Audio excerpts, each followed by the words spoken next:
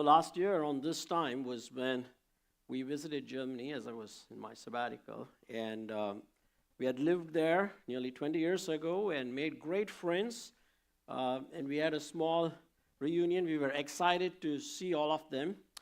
And as I had shared, when I came back, we're particularly interested and excited to meet a couple who were very dear to us because their daughter and our daughter was born in the same night in the same hospital, just a few hours apart from each other. So as we met all our other friends and we went to church that Sunday to see them is when we realized and were told that the mom, who was very good friends with Jemima, they were sharing the same initial years, even raising their children, had passed away just 2 years ago in a freak accident when they had visited. They were on vacation, and she was walking her dog around a lake, and the dog jumped into the water to play, and so she jumped in to save the dog, but ended up drowning. And they found out about her after several hours, and it was devastating. And that's something that is not a normal thing you expect in life, especially when you go for a vacation, because life happens, and tragedy and pain and suffering come to us at unexpected times in unexpected moments. She was a very young mom, a very caring and a very loving person, one of the friendliest couples in Germany that we had come to know and love. And her daughter, who was the same age as our daughter, had an eerie resemblance to her mom. So every time the father looks at his daughter, is reminded of his mom. So they got to visit us a few months ago, I think in our young adults group. They were able to share their story a little bit and how they are processing it. But what do we do when something so devastating happens to us? Pain is real, isn't it? Suffering is real. Can God be trusted during those times? And we saw in the last chapter, we touched on this when the prophet Habakkuk asked the questions that you and I ask. How long, Lord, do I have to go through this pain? And why have you allowed this in my life? And this week, in this particular chapter, we have a verse that's the hallmark verse of Christianity. That's a verse that triggered the Reformation in Europe and helped you and I to be where we are today.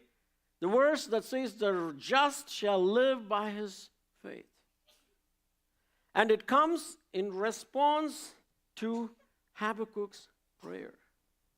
So the title for my sermon this morning is Trusting God in Troubled Times. The just shall live by faith by three things: by hearing, by waiting, by hearing, and by believing.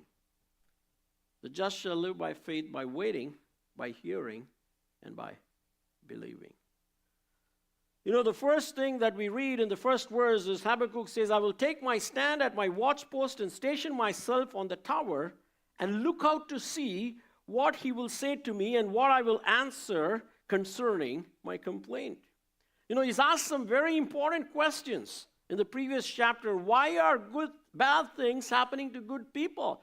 How long are you going to let these bad guys go on a rampage, destroying your covenant people, the people whom you love, and others as well? So it's a loaded question.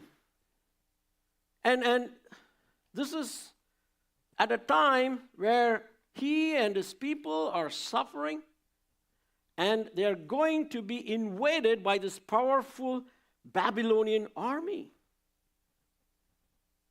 But the response that Habakkuk shows here is fantastic. After asking these questions, he chooses to wait to hear from God. Waiting in prayer is a great place to be to be able to trust God in troubled times. Waiting in prayer alone can help us get through our troubled times.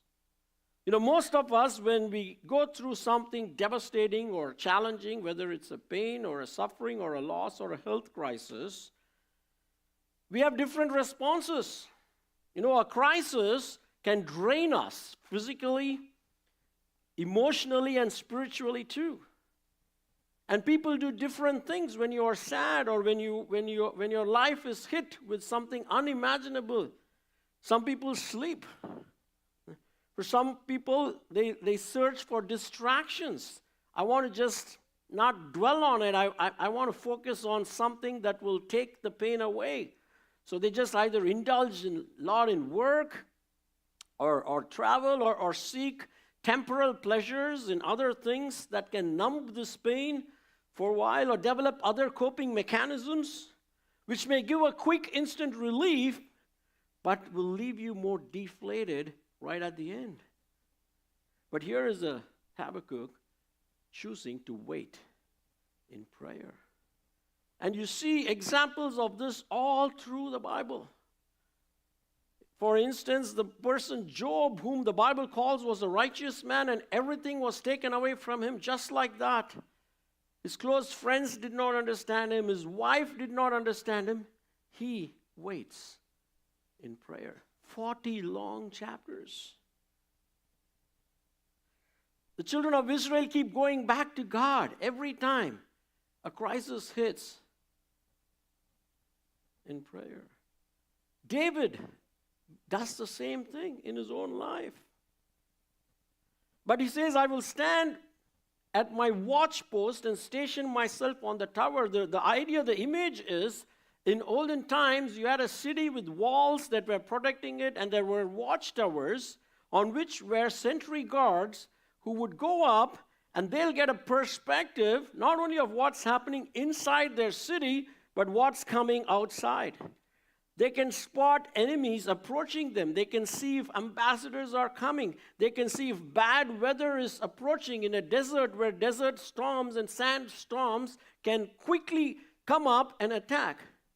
So prayer is a place where you go high to be in God's presence to get perspective, because like we saw last week, when crisis hits, we have a distortion of reality and a distortion of God, and being in prayer in God's presence will help recalibrate that for us. And it's interesting, he says, and look out to see what he will say to me and what I will answer concerning my complaint. Waiting in prayer involves two things. It's listening and answering. A lot of times our prayers are inverted. When we spend time, we can't wait. We just keep telling God a lot of things before waiting to hear what he has to say. But here, Habakkuk just wants to hear what God has to say, and he's carefully preparing, how do I prayerfully connect with God? But it is hard, isn't it? Many times when we go through a tough situation, we barely find strength to pray. And that's why the Bible says that the Spirit groans with us in our weaknesses and helps us to pray, sometimes even with words that are like groaning.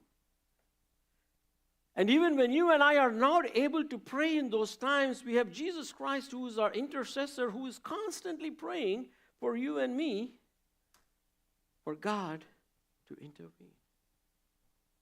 So that's the first best response for us. If we are trying to do everything,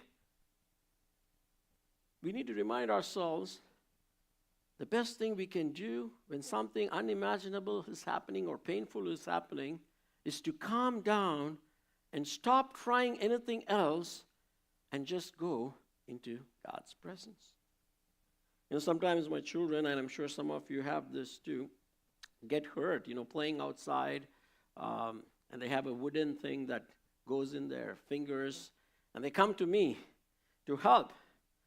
And I tell them this, hey, I can pull this out, but you shouldn't move. Because if you move, when I am trying to pull out that wooden thorn or whatever, it's going to mess you up even more. The pain is going to be a lot more. The small, simple wound can become a larger wound. But for that, you need to stay still. You need to stay calm so I can take this out. And that's what God expects of us, is we try to kick and scream and do all the other things. You're not going to find anything. But the first thing is to wait in prayer. And now God responds. So the second thing to do is hearing. This chapter, we're going to spend a lot of time on just the first 4, 5, 6 verses. It's a top-loaded chapter. It's not like a New Testament epistle where we can go verse to verse. So the chunk of it is he describes the content in the first 5, 6 verses and then expands it. So verse 2, he says what happens, and the Lord answered me, write the vision, make it plain on tablets, so he may run who reads it. For still the vision awaits its appointed time. It hastens to the end. It will not lie. If it seems slow, wait for it. It will surely come. It will not delay. God is answering Habakkuk's prayer. And he uses these phrases, write the vision, make it plain on tablets. This would immediately trigger a memory in the minds of Habakkuk and any Israelite about the last time it happened was when Moses was on Mount Sinai and God told him to write the 10 Commandments on tablets, and God himself was writing it. The commandments came to the Israelites when they were in the desert experience too. And it touched all aspects of life, both vertical and horizontal. It was life-giving. So what happens in a crisis is for us to also put ourselves in a place where we can hear what God has to say through His Word. And God will respond to us with His Word because His Word is life-giving. And He says, so he may run who reads it, meaning He wants us to proclaim it and write it down. So whenever you are in a similar situation, you can come back and read it, not just for him, but for the whole world, for all time, including for you and me right now. And in fact, that's exactly what the Israelites did. After they were taken as captive by Babylonians, and they came back, they had Ezra who brought them together to do the same thing. He said, let's first wait in God's presence, and let me read the law for you. They dusted and picked up the Bible and read it back to them.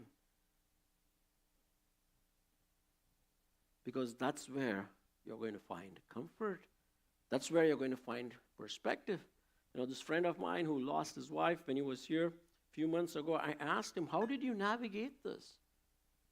When your world was suddenly shaken and disrupted, and life turned upside down, and he has 3 young children now. He said, I chose to run towards God rather than run away from Him. And every morning, I spend 30 minutes in my time with Jesus. And that's what helps me get through the day. That's the best part of my daily time. And what does God tell Habakkuk? The word that keeps repeating here is wait and await. First, he waits in God's presence, and now when God speaks, God now tells him, I want you to wait some more. The problem is when we have a crisis, we want it to be fixed right now, right then, isn't it? We want to go to God in prayer and we say, God, I want you to answer it immediately. With a yes or no, or just tell me what I want to hear. There is this phrase that we've heard, waiting time is not wasting time. It sounds cliche, but I want to unpack for us what happens when we wait. Why does God want us to wait? It says, for still the vision awaits its appointed time. It hastens to the end. It will not lie. If it seems slow, wait for it. It will surely come. It will not delay. There are 2 things God is doing here when we wait. There is one thing He's doing in our heart, and there is another thing He's doing in the world and His creation. So why does God tell him to wait? And most of the time, that's the answer you and I are going to get when we go through a challenge is wait. You know, the basic Hebrew word for wait means be patient.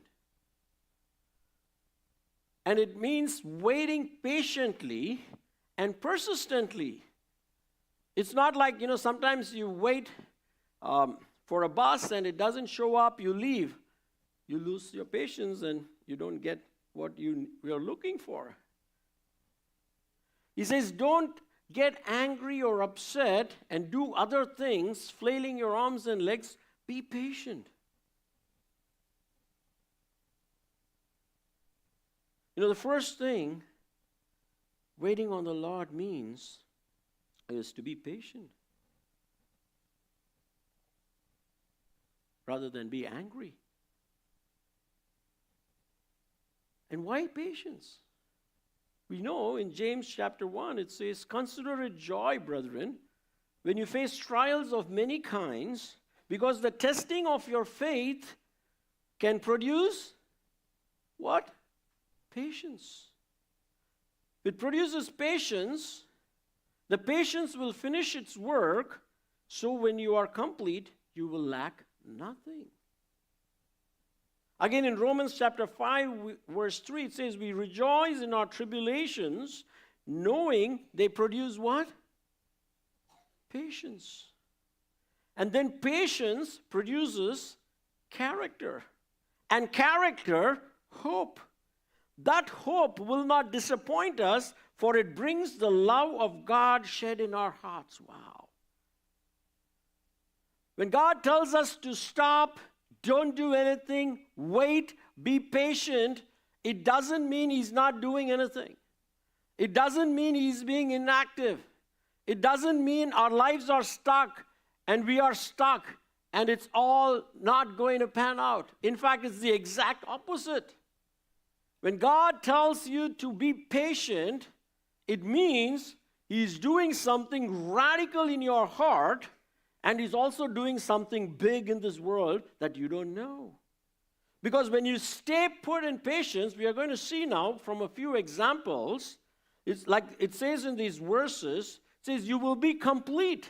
You will lack nothing, which means you and I, we have our sharp edges, we have our dark corners in our hearts that we don't show or share with others, but God sees them all. And He wants you and I to become complete, to become perfect. And so He says when you are patient, it produces character. And when you see that when you are patient and God is doing something in you and it's making you a better person, it triggers hope. Oh, I am better today than I was before I went in through this trial. On the contrary, anger does not lead to anything good. In your anger, you can be angry at God, angry at people. You can try to find the blame of why this happened and be angry at others and completely miss all these wonderful things that God wants to do. And you look in the Bible, you have examples of this all along. Abraham had to wait. You know, God gave him a promise that through his seed, He will make him a father of all nations. You know, God had a plan, not just for Abraham, He had a plan for the entire world, including you and me. And that plan was through Abraham's seed or one of his descendants, who is going to be Jesus Christ, He is going to save this whole world. That's His plan, locked in. He was locked in even before He told it to Abraham. God also had a plan for Abraham. He said, you will have a child, Abraham and Sarah. And he says, God, how can this be? I'm close to 100 years old. No, He said, you're going to have a child.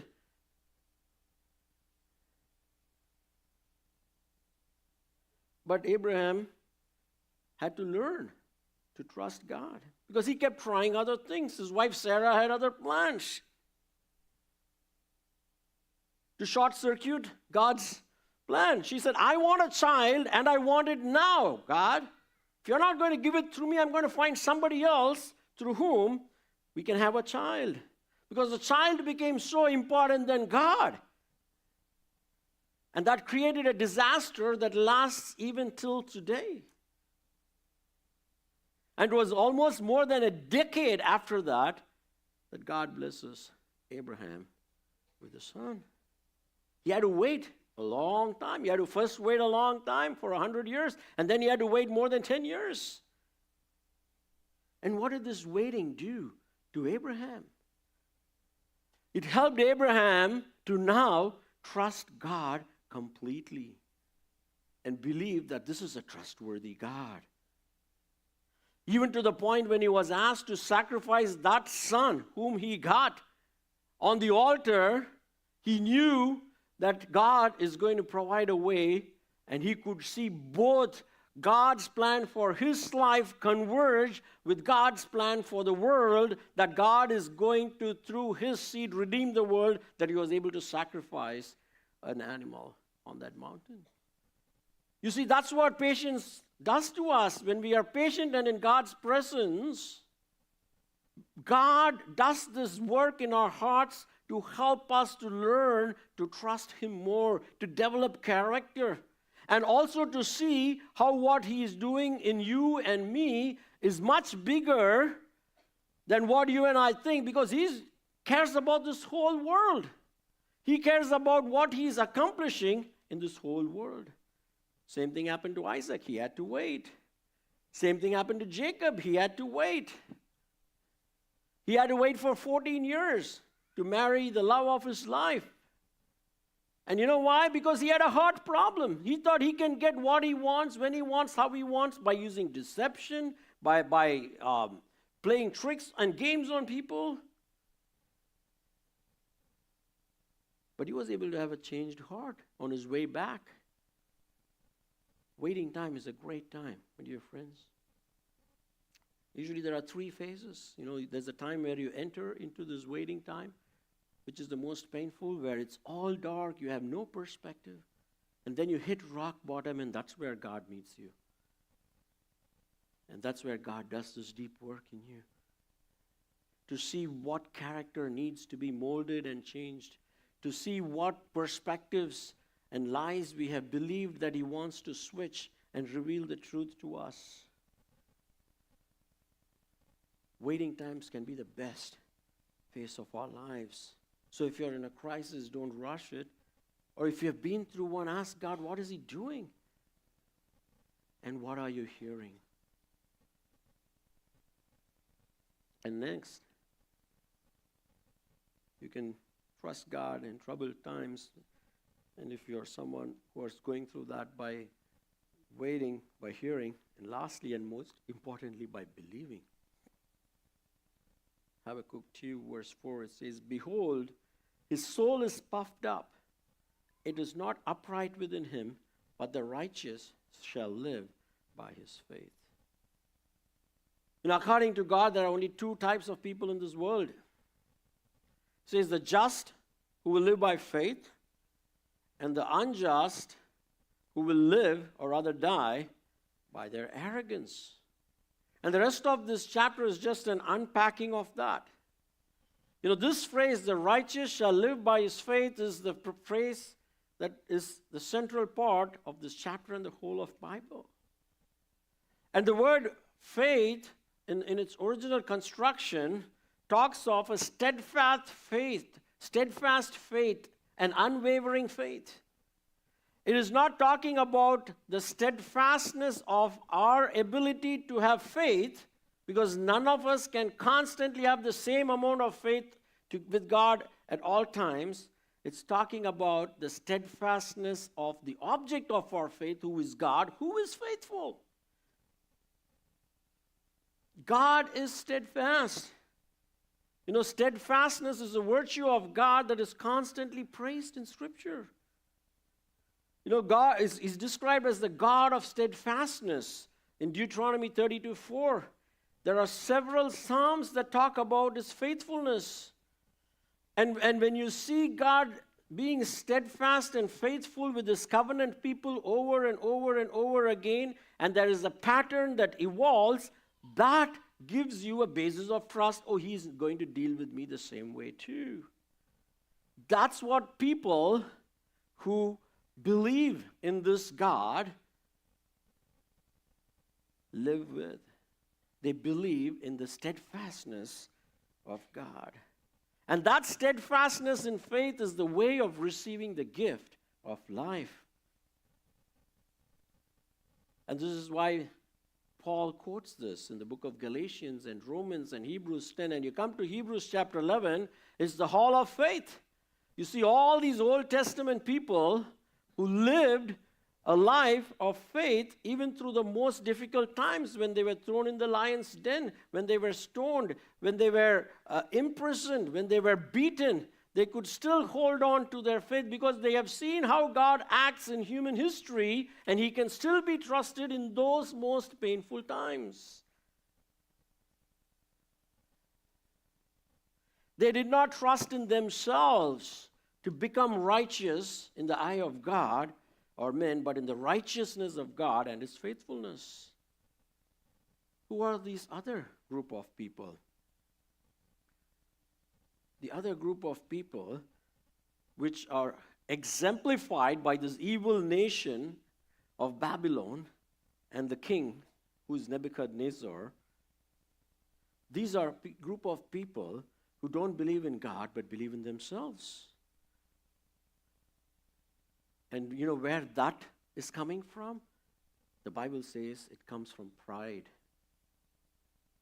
Pride is the source of all evil. It says in verse 5, moreover, wine is a traitor, an arrogant man who is never at rest. A proud person is someone who believes he or she is always right. A proud person is someone who believes he or she is always better than everybody else. And it applies to both an individual or a nation. And that's where this famous English idiom, pride goes before a fall. And literally it happened where Jesus talks about seeing Lucifer falling from heaven. We read that in Isaiah 14:12. It says, how you are fallen from heaven, O day star, son of dawn.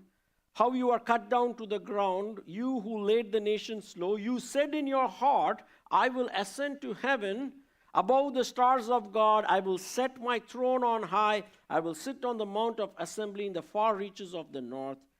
I will ascend above the heights of the clouds. I will make myself like the Most High. That's what pride does. They both are two opposite. And then he goes on to talk about these 5 woes to what happens to people who live like that. In this case, he's talking about that to this evil nation of Babylon. And it's a very poetic form of expression.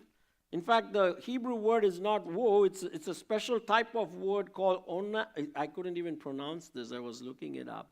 It's called onomatopoeia, all right? First time I came across this.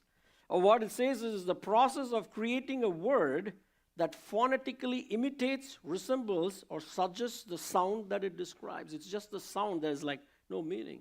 And the Hebrew word is hoy. It's like a mocking word. Ha! Look at what's going to happen to them. Ha! Look, this is what's going to happen to them. That's what it is. The English translated says, woe, because I think English is not that developed language to capture the details of it.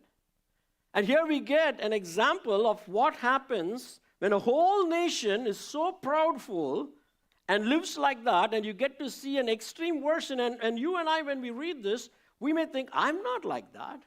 I'm not so bad. I'm not so evil. I'm not going around destroying nations and killing people.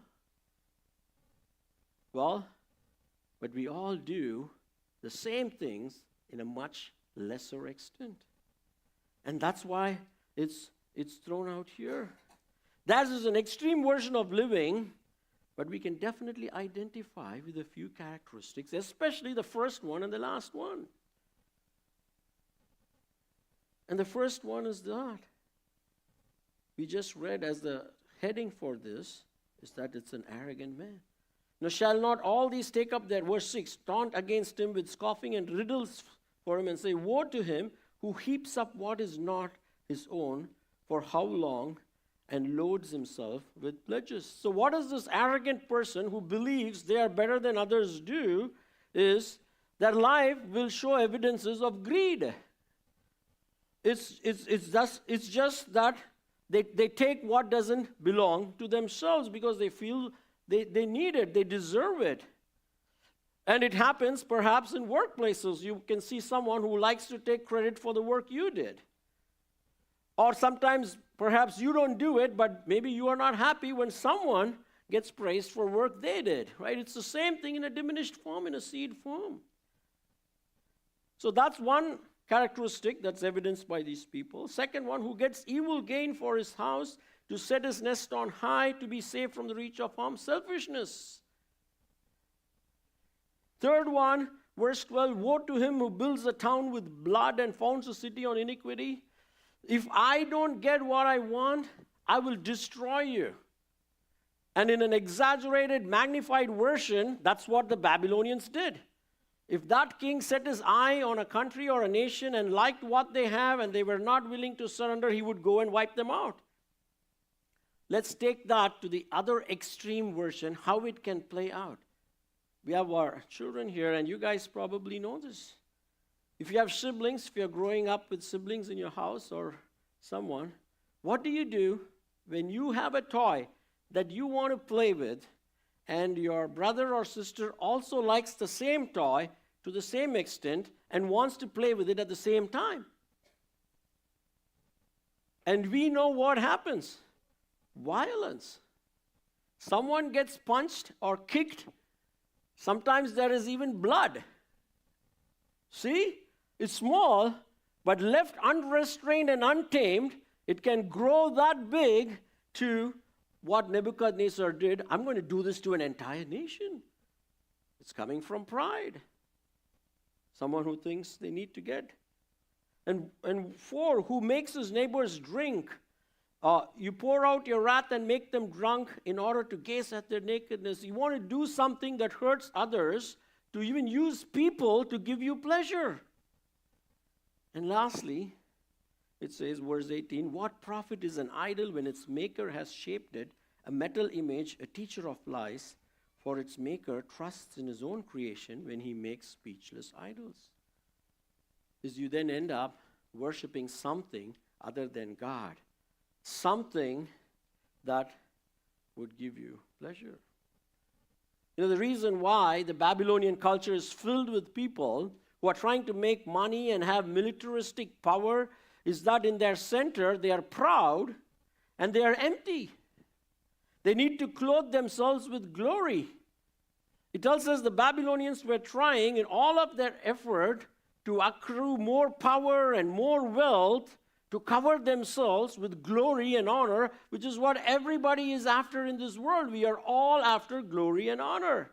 Either we are going to find that in God or we are going to find that through other things. And that other thing is what becomes the idol. You know, an idol is something that we gravitate towards that gives us that pleasure and glory. It can be a good thing. You know, I've been helping coach baseball team. In my first year, my rookie year as an assistant coach, and just being exposed to all of baseball. And we had the finals a couple of days ago, and our team was pitted against the first best team. We were number 2 seed, and they had a pitcher who everybody was afraid of him. And he's a very young kid, very small, but he throws flames and fire every time he pitches. There was no one who could beat him. And when the finals happen, the first time some kid starts hitting him, you could see his face change. And once one kid was brave enough to hit him, everybody started hitting his balls. And his coach had to pull him out And he started crying, weeping and crying. Like that was the end of his life from then. And eventually, our team did end up winning the championship. So they were standing right next to us in the awards function. He was crying the whole time. Because you see, they have been made to believe winning is what gives you glory. If you win, that's what makes you glorious. You know, there's even a famous quote. Some of our sports people will know. Winning is not everything.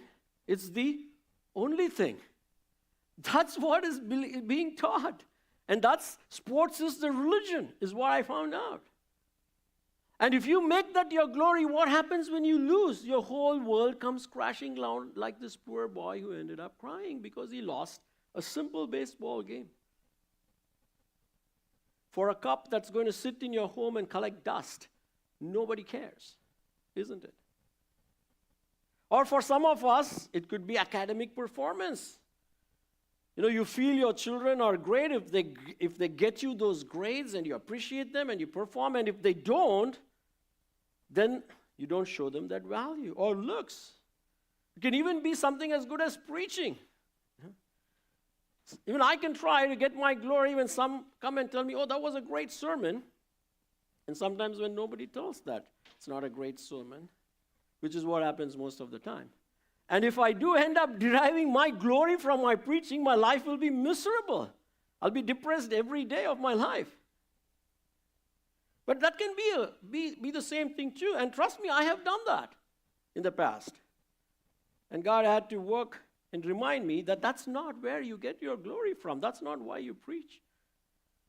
Anything can become an idol where we seek our glory. We don't want to draw pleasure from these, but we want it from God. You know, the reason we are empty inside, why we try to bolster our self-image using our profession or our career or our looks or our smarts or our money power or our wealth or trying to win, is because deep down we are hungry for glory. The Babylonians were hungry for glory. They were trying to get honor and glory through greed, through selfishness, through violence, through taking other people's things. Well, the only glory that can really satisfy your heart and my heart is the beauty of God, the honor of God, and the love of God, and the glory of God. And in order for you and I to get that glory, Jesus Christ emptied himself of his glory. You know, the Babylonians and you and I, we try desperately to cover ourselves with glory, but Jesus emptied himself of his glory. He lived a life of serving others selflessly. He never used others. He covered our shame.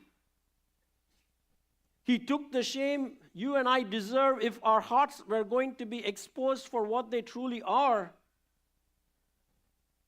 so that when we believe in him, God the Father clothes you and I with the honor and glory that is due to his Son, Jesus Christ. Jesus took our shame and our sin so we could have his honor and his glory. And right in the middle of this discouraging passage is this beautiful verse which says, the earth will be filled with the knowledge of his glory. And that's the mission you and I are on and we are called to do. Is when you discover that, Christ reveals to us where are we seeking our glory from. That's why we need to wait. That's why we need to be patient, because that thing is masked by layers of other things, and it takes time to peel them one after the other, where God can finally show you, see, you have been going after this thing to get your glory. You will never get it. It's never going to be enough. It will never satisfy you. You have been blaming this person or this people for the evil that's happening in your life or in the world. But no, the real source is your heart, and our hearts are prideful, and pride is the source for us to seek our glory It makes us seek our glory. And the way for that is to turn our hearts to Jesus. To be drawn by real glory is selfless love that was displayed on the cross. You and I do not earn or deserve it. We cannot give anything to merit that. And that is received by faith. And that's what Jesus did. He was patient on the cross. When people were hurting him, the soldiers told him, hey, you are the king of the world. Why don't you just get off the cross? You can instantly be relieved of your pain. You can do this great miracle and people will believe you. But he said no. And he waited on the cross till he could die, so that we can go to him and trust him in our deepest, darkest times to see that he can make us a better person.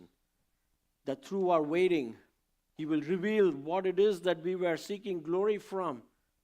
Whether it's a career or family or spouse or child or work, and draw us back to him. And develop that character, make us a better person before that crisis happened to us. And that can give us hope to continue to live our life. So my dear friends, I want to encourage you this morning. If you are in the middle of a crisis, wait upon God. Don't try to kick and scream and do all these other things, which is not going to get you anywhere. Surrender yourself to him. Hear from him what is it that he is showing you. And if you're able to see the pride in your heart which says, no, I don't need any God. I am my God. I can fix my life. I can take care of my life. And that's covering you from seeing your own sense of greed or selfishness or pride or other things. I want to invite you this morning to join with our children as they did this commitment beautifully to show how they see the love of Christ on the cross, how God loved us above and beyond our own shortcomings. And take that message to those who need it. Let's pray.